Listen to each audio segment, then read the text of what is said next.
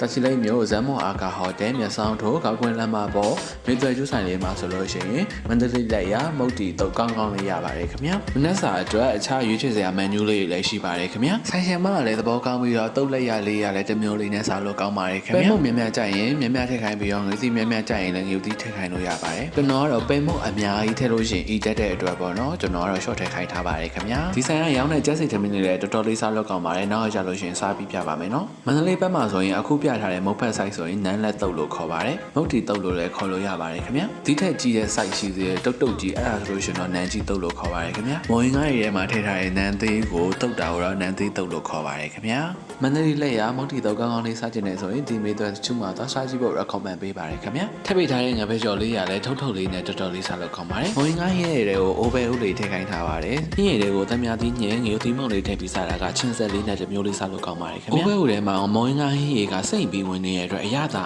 ထိမိနေရောပဲဆိုတော့ဗီဒီယိုလေးကိုဆုံးလေးကြည့်ပေးရတဲ့ကျေးဇူးအများကြီးတင်ပါတယ်ခင်ဗျာအခုဗီဒီယိုလေးကိုလည်း like and share လုပ်ပြီးတော့ကျွန်တော်ကိုကူညီပေးပါအောင်ခင်ဗျာနောက်ထပ်ဗီဒီယိုမှာထပ်ပြီးဆုံးလို့ရအောင်လို့ကျွန်တော်ရဲ့ Facebook TikTok YouTube channel တွေကိုလည်း like and follow လုပ်ထားဖို့မမေ့နဲ့နော်